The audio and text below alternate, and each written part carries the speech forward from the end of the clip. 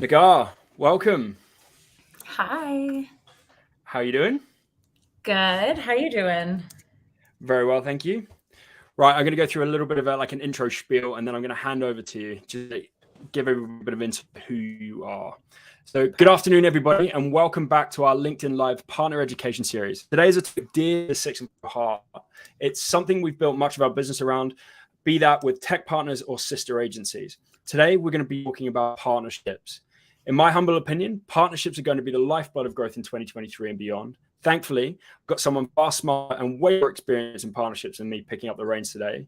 Who better to introduce, explain, and enlighten you on creating your own ecosystems than PartnerStack's very own Nagar Nakian. Nagar is a senior channel partner manager at PartnerStack. She works with a bunch of partners, including agencies, consultants, and ISVs. She has experience in building new partnerships from the ground up, but also how to accelerate those already running. Nagar really knows her shit, and if you're considering creating your own partnership ecosystem, this is going to be the session for you. So, without further delay, Nagar, welcome to your very first LinkedIn Live. Yes, thank you for having me. I am super nervous, so everyone go easy on me. But I'm really happy to be here and excited. Obviously, all I do all day is talk about partnerships, so I can't wait to kind of teach everyone what I know. Good. And can we just take a moment to appreciate that I didn't make any mistakes while delivering that? I think that was underappreciated. Very well done. Right. Over to you. Cool. All right. Well, today I'm going to go through a few different things around how you can scale a partner program through ecosystems. So our focus really is on B2B SaaS. Rich and I will be hosting. And what I'll go through is basically like a rundown of what is an ecosystem. A lot of people are talking about that these days. So getting a good understanding of how that's different or how that relates to partnerships.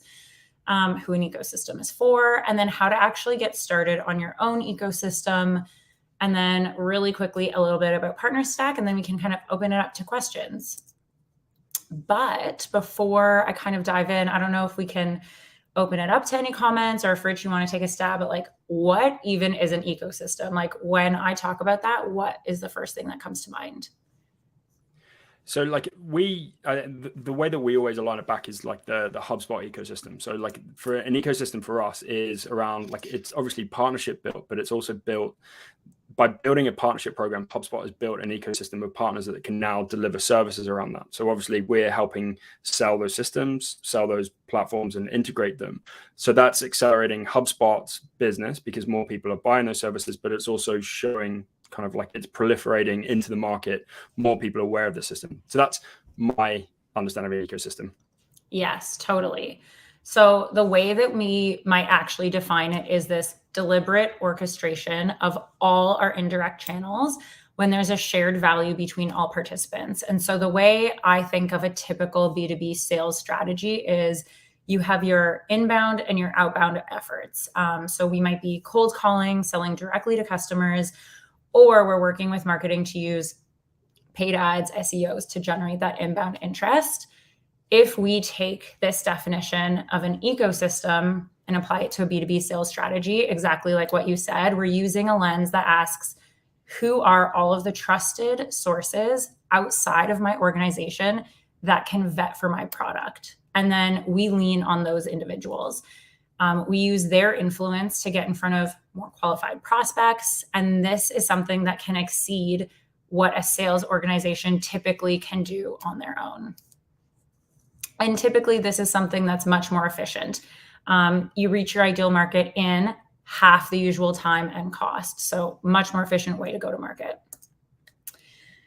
When I think about, who ecosystems are for is if you're looking at your entire indirect motion, your ecosystem can be made up of any of these third parties that are bridging that gap between your business and potential customers. So I like to always say we take this holistic lens, bringing together all of the moving parts and players that builds these mutually beneficial relationships that ultimately allow for B2B SaaS companies to scale in a way that is faster and at a fraction of the cost of a traditional go-to-market strategy. So what that actually looks like for each organization can be completely different based on the vertical that you play in, based on the type of goals that your organization has. So traditionally, that might mean channel partners. That could mean other SaaS companies that you might work alongside who have complementary services.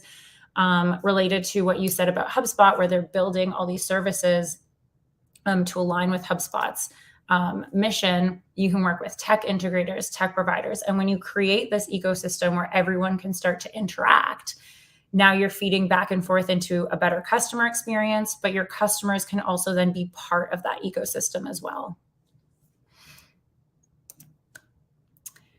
If there's one thing I've learned about working in partnerships is the way people talk about partnerships are very different across many organizations. And I think the three ways we can typically break these down is tech partnerships, strategic partnerships, and these channel partnerships. Where tech partnerships typically fall into is that focus on an integration, data sharing, and ultimately the goal there is to support the customer. So for example, Typeform and HubSpot, where we can have these forms embedded directly into HubSpot. It's much more easier to use, and it improves the end user experience. In contrast to that, we have these strategic alliances, which, as the word says, they're a little bit more strategic. So it can involve potentially creating a completely new product. It might involve shared marketing initiatives to obtain a certain goal. Slack is a really great example of someone who has a really broad partner ecosystem. And so they might have a ton of technology partnerships, but then they also have strategic partnerships where they're going to market together for a specific purpose. And then the most common are channel partnerships. So these are probably the most common that you'll see across SaaS organizations. And that falls into what we might talk about as an affiliate program, which is that one-to-many link-based approach, a referral program, more of a one-to-one, and then a full reseller relationship, which could be someone fully selling your product on your behalf. So a few examples of that, like Monday.com has an amazing referral partner program. Aircall is super famous for the way that they work with both affiliates, resellers, as well as referral programs. And then HubSpot, kind of like that holy grail of the way that they work with a ton of different partner agencies. And these agencies have actually built up services around that. And then Aircall is another really great example of someone who's a strategic partner with HubSpot. So Aircall is a great example of someone who's working within a massive partner ecosystem, leveraging channel, strategic, tech integrations. So what does that all actually mean for your organization?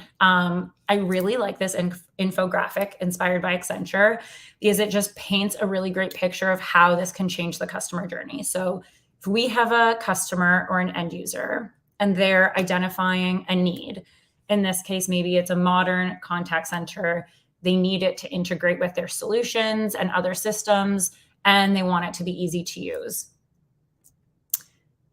They are probably looking for something like Aircall. And in that case, if they do get connected with Aircall, there's probably a certain layer where there's a lack of trust. They might not know who can help them integrate with their existing systems. The pricing, do they think that they're getting a good deal? They might not know. And that's if they ever even find Aircall. Maybe they never get connected with Aircall and they find some of their competitors or, no one at all.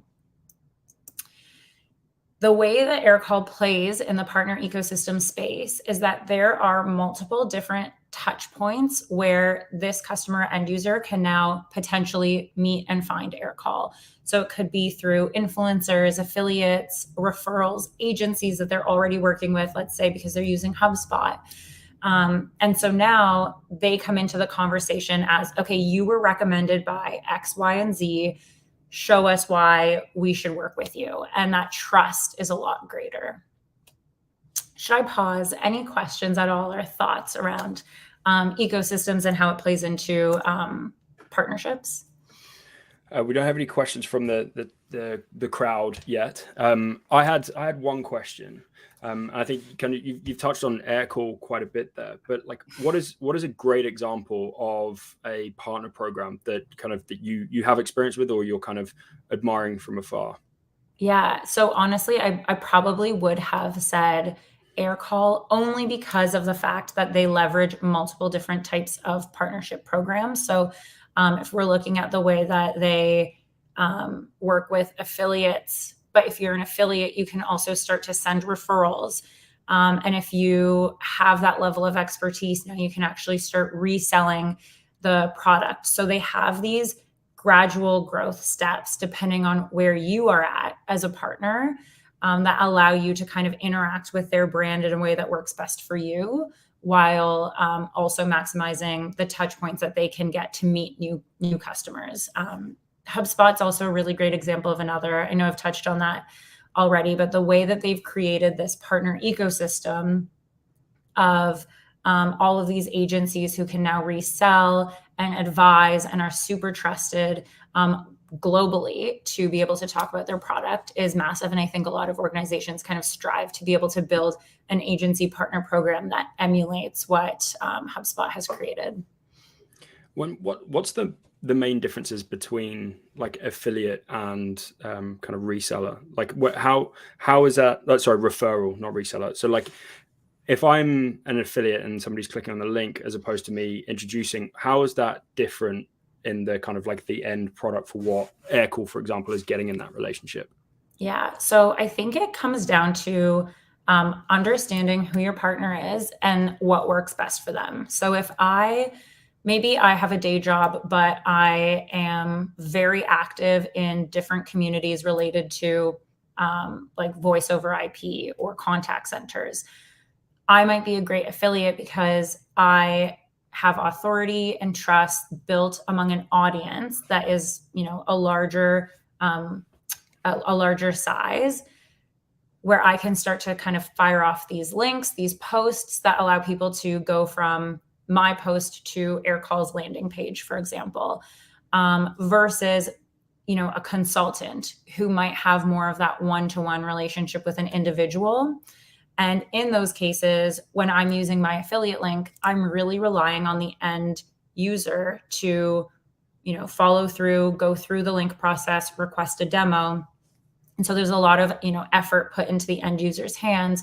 Whereas if I'm a consultant, I have those one-to-one relationships. I can actually say, okay, I know this person, they need Aircall, they need this solution, and I will send over their contact information for you to get in touch with. So it really comes down to like, who is the audience that your partner is working with and what's a better method for them to get access. Typically, an affiliate program, we're looking at like brand awareness. Let's drive a ton of traffic to the website, and we'll have a really large quantity of individuals coming through. The quality might be a little bit lower because we don't know really whether they're qualified, what stage they're at in the buying process, versus someone who is working one-to-one with someone, and we can get those like intimate details, and the leads might then be more qualified that I'm sending through, but we'll probably reduce the quantity of those leads that are coming in. So I've got a question from Michelle, who's watching. What makes a B2B SaaS company not the best fit for an ecosystem? Do they have to be quite established in order for it to make the best impact for their business? I would say, and actually I do touch on this a little bit later, but I would say it depends where you're at in your journey as a company, rather than, when would you be ready for setting up an ecosystem. So one thing that, I touch on later is, for example, if you don't have a product market fit, it's going to be impossible to convince someone to sell your product. Like, you don't know who would buy it, why they would buy it, what the pricing is. A partner program is not right for you. So that's just one example of, something that you really need to have aligned prior to starting. Perfect. Okay. Cool. Well, we won't keep asking questions that are asking questions of what you're presenting further on. All right. So let's get into starting your ecosystem. So this is actually ties in perfectly with Michelle's question. It's basically like a quick and dirty pre-flight checklist of things to really consider before starting a partnership. So actually a great segue, Michelle. And the first thing that you really want to nail down and identify are your business goals. What is your value proposition? If you do not have an established like North Star of what you want your partner program to achieve, it's going to be really difficult to scale that program. You'll need something to keep referring back to make sure that you're on the right path for success. So that could be anything from, is it that we want to increase partnerships revenue by 30%? Is it that we want to use this initiative to increase our average deal size or knock out competitors? Whatever it is, it's going to require investment, time, resources. So we want to make sure there's a very clearly defined goal so that we can keep coming back to that throughout the partnership journey. And then there's that validating the product market fit. So make sure you can sell your product before you're trying to convince someone else to sell your product for you. It's really crucial to the success of your partner program. If there's no need for your solution, what's the point of getting other people to sell it, unfortunately? And then think about your budget and headcount. So I have a lot of conversations with people who do think that once they launch a partner program, the leads will be coming in and they can sit back and, hammer out these deals and close a bunch of revenue. Unfortunately, it's not how it works. How much do you want to invest in partnerships? Is it someone that you're going to take from sales, marketing to run the program? There will definitely need to be at least someone who, at the very least, is part-time involved in setting it up, working with partners. So those are decisions that you need to make ahead of time. And then where will your partnerships live in your organization? So historically, it's lived in marketing. We are more and more seeing this live in sales. I think that it's really important to understand, if you want to attract, recruit, retain the right fit partners, being able to have a dedicated function to work with them and kind of set the right tone and message. Defining partner types is also huge. So the way that you might have gone to market and defined who your ideal customers are, you want to do something very similar for your partners. And that can change over time. You can come into a strategy with one idea, execute, try and recruit those partners and realize they're a bad fit. And that's totally fine. You take that information and you come up with a different set of partner criteria, but really defining and understanding who your ideal partner is so you can start to narrow your focus and market specifically to them is going to be really important in terms of growing and scaling the partner program. And then choosing the right type of program that makes sense for the stage that your company is at right now. So if you've never had a partner program before, it might be a good idea to start with an affiliate program, really start to just drive traffic to your website, increase brand awareness, rather than, jumping straight into a reseller mode, for example.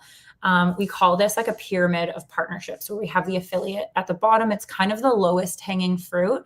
And then as you start to scale your affiliate program, you can now start to scale into referral programs and reseller programs gradually. The type of program that you ultimately do end up choosing is going to depend on your company, product maturity, the size, your customers. So this isn't going to be a cookie cutter answer for a one catch-all organization. It's going to be different depending on who you are and where you're at. So now you've got some of your planning in place. We can start building out the partner program. So the first thing we want to do is start to formulate our ecosystem value hypothesis. So what is the value that we're bringing to our partners' audience? What makes the partnership between you and your partners special? What's unique about your partner program? You need to be able to articulate this very clearly. It needs to be clear why your partner should work with you, and you should be able to very clearly understand the mutual value that this partnership is going to bring. It is not a one-way street. Once you've got that, start thinking about the resources that you need. You can typically start out by just repurposing some sales content, for example, but really understanding what information do I need to make sure that my partners completely understand my product, they can sell my product, and they feel like they can go to market without, a hitch, essentially. So is there education, training that they require, one-pagers, pricing? Make sure that you have all of this ready to go so that your partners aren't requesting you for new assets, or you kind of have a baseline as you start. And then determining your reward structure. So this is also super important if you have a lot of competitors who are already leveraging partnerships. You don't want to come in as the new guy and start offering, 10% of every sale when all your competitors are offering 20%. So you want to make sure that these align with, what's happening in competitive markets and complementary markets.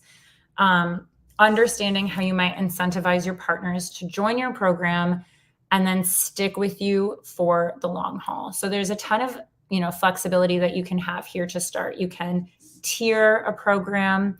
You can reward on different stages in a sales funnel.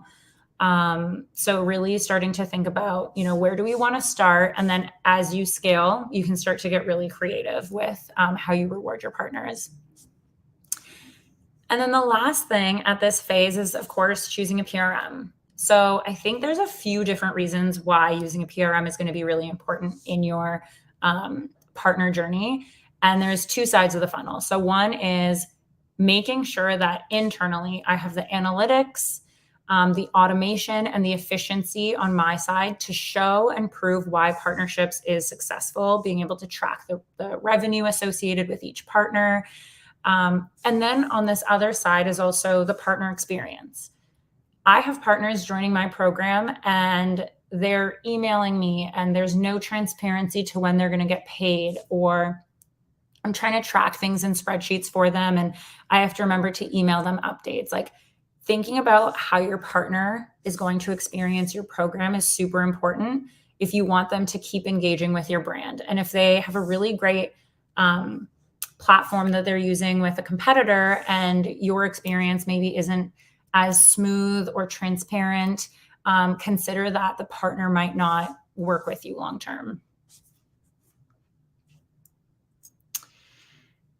And then we go into some of the basics of actually launching your partner program. Some of these things are things that I tell people that you can start doing today, and that's setting up your program landing page on your website. So even if maybe you don't have a partner program right now, or you're just starting out, make it super easy for any inbound traffic who's coming to your website to be able to see that you have a partner program, learn what it might be about, and then actually join your program. It will allow and make it very easy at the start to justify starting a program. And then, of course, if people are naturally coming to your website and they're curious about it, that shows that there's a general interest in creating a partner program for your organization. The next is finding the right partners. So this is an art. And I know all of my fellow partnership managers out there are nodding their heads at this. I don't know if this is something anybody can ever actually perfect. I think it takes a lot of effort. You refine it, you go back out, you take your learnings, your failures, your successes, and then you refine it again. And this process can take years to really finding the right partners. Things to consider include, what is your industry vertical? Or if there's new verticals, where do you want to break into? Are there geographies that you want to start breaking into as well? Narrow down your partner types based on your distribution needs. Do you want to partner with affiliates, agencies, distributors? So there's a ton of different qualities that you can start to narrow down to focus. And maybe for 1 minute, it's specific agencies in this region of the world. And then you take what you've learned there and you replicate it in a different region of the world. And there's a ton of processes that you can do to find the right partners. And then actively and passively recruit partners. So this is both of those previous points combined. list yourself in every marketplace that you possibly can, have that landing page on your website, let partners come to you, but then also make sure that you are going out and you're identifying communities that people are talking about, whatever vertical it is that you're in, and places where you can meet your customers where they are, or where partners might meet your customers where they are, and actively go out and find these. And then, of course, activate, reward, optimize your partners. So the work is never done once they've joined your program. You want to make sure you've onboarded, engaged partners with the right support, communications, marketing materials, that you're rewarding them consistently when they bring conversions. And you start to automate a lot of the process there and analyze the performance so that you can continue to improve the program generally. Nagar, I have a couple of questions for you. Yes, let's go through. So Kyla's asked, she's got a 2-part question. So actually it's a 3-part question. So I'll give you one by one. Is there a specific partner type that creates a more successful partner-powered revenue stream compared to others? So I would say, if we go back to that partnerships pyramid, your reseller programs are typically the ones that drive the most revenue. You kind of have the least involvement. You have your trusted resellers who are going out there, finding your right type, customer type, and they can fully sell your product with minimal involvement on your side. Typically, this is like lower quantities of leads that might come in, but obviously the quality is much higher because they're converting immediately. So this, you could think about, partnerships with distributors. Ingram Micro is a great example of a distributor who you can work with, who can fully resell your product, and requires not minimal effort from your side, but much more easier conversions than your affiliate program might provide. Next part to the question. Also, how much research would you do to ensure the best partner fit? Honestly, I would say there is nothing quite like, taking a hypothesis and then going out there and trying to make it work. I've done that several times in current and previous roles where we have an idea and we go and we just try and get it done. And then we take the learnings back and we, decide what we want to take from those learnings, and we go back and try again. So I wouldn't say plan for too long. I'd say come up with an idea and then go and actually do it and validate it. What's the most important attribute you look for in a new partner? Has to be mutually beneficial. Like if it is not also benefiting your partner, then it's not going to be a great partnership. So I think for every partner manager out there, this is like, part of like the 10 commandments. If you are not bringing value to your partner, you need to reevaluate what your strategy is. There should be something that you can, or what they say, give to get. And Ryan asks, can you build out resources for partners to use or refer to using PartnerStack, or is it best to liaise directly with them? Yes. So PartnerStack does have like a resources and a co-marketing field where you can upload any content, sales content, price books, branding, logo, anything you might need. And typically it is good to point them in the direction of a portal for those needs so that they can go in and self-serve, rather than, if you have a ton of partners, like 20 plus even, and you have each of them coming at you, emailing you, asking for different types of resources, it gets very overwhelming. So it's a great first step in a PRM to be able to actually point them to a portal. And can you use it to recruit partners you haven't already had direct contact with?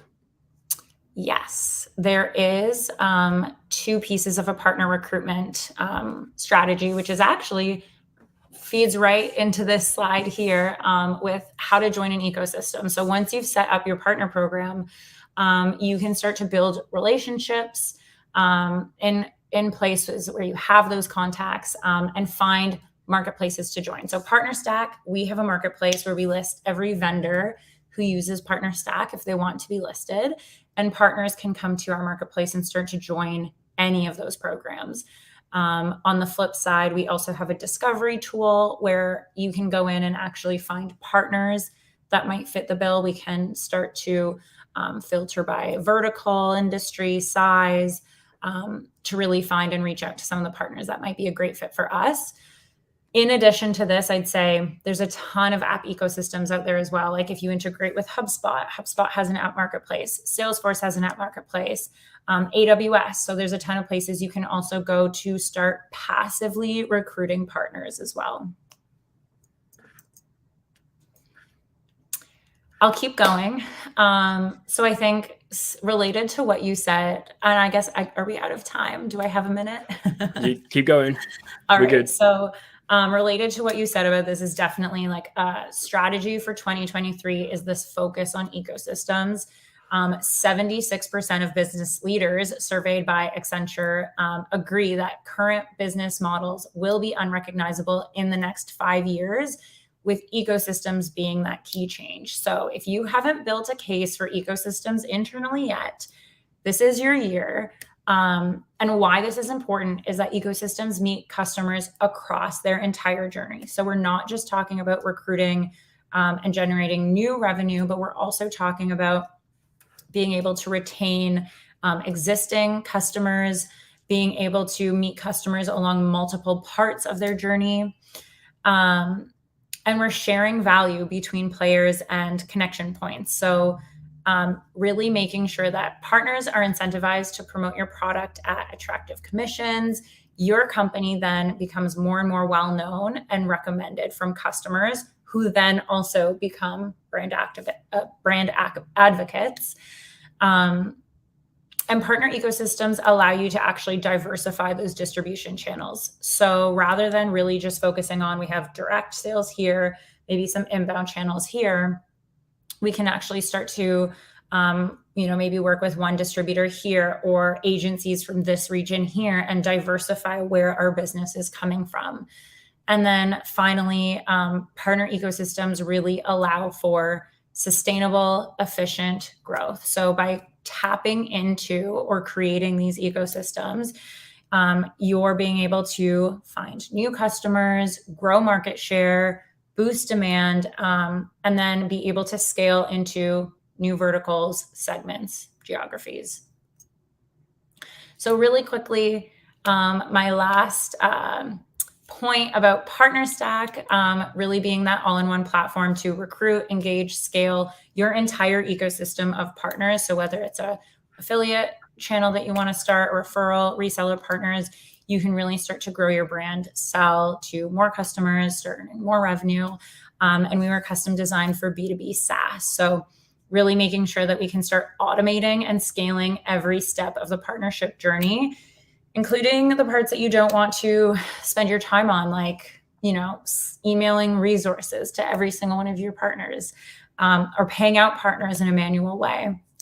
And then the last thing I'll say is we were ranked #1 in ecosystem software, PRM, and affiliate marketing on G2. So we really simplify partner ecosystems. So whether you're just getting started with partnerships or you've been in the game for a long time and want to refine your strategy, you can message me anytime, message Rich anytime, and we can get you going on a conversation. I have questions. If you still got a couple minutes. I still got some time. So Angela has asked, what's the best partner strategy or mix if you have a very long sales cycle?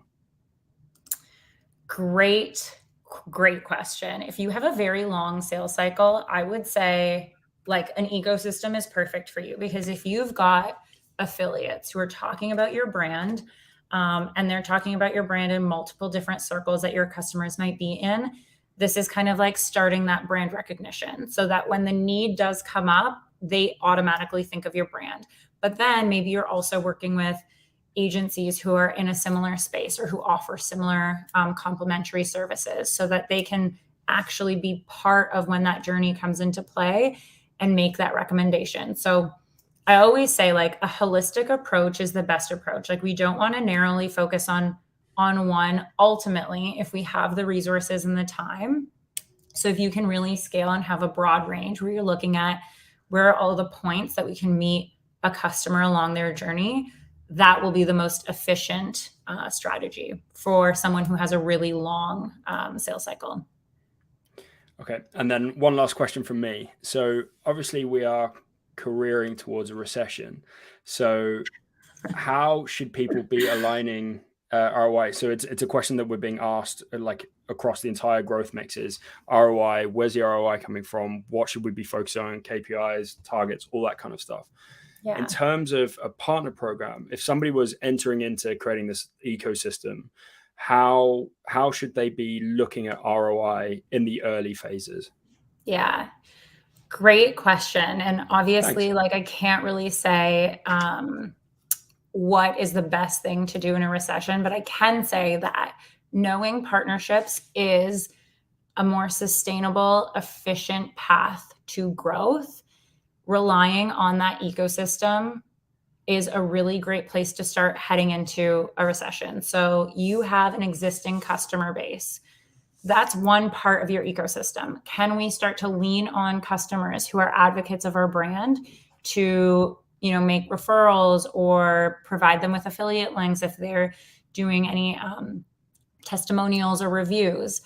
And then being able to kind of start to shift into where we think some of those other ecosystems might be. So marketplaces, another really low hanging fruit of, can we task someone from the marketing team to find and list our brand in as many ecosystems or marketplaces as possible? And that's like very passive partner customer recruitment. And then finally identifying, if we have one channel partner manager and that person is working with 60 different agencies, that's going to be a much more efficient path to growth, because I then have 60 agencies who are working with their book of business to bring PartnerStack into the conversation whenever is appropriate. So, being able to identify how these paths might be a much more efficient, sustainable path to growth versus, simply relying on direct sales.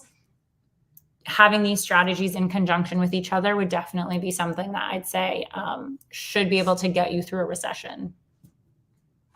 Nagar, thank you very much. Thanks for being part of our LinkedIn Live Partner Education Series. I think you absolutely smashed your first LinkedIn Live. So thanks for joining us. Maybe you guys will catch me again sometime. And if anybody's got any questions for you, they can reach out to you on LinkedIn? Yes, definitely. Perfect. Reach out to me anytime. Thank you, guys. Thanks, Nagar. Bye.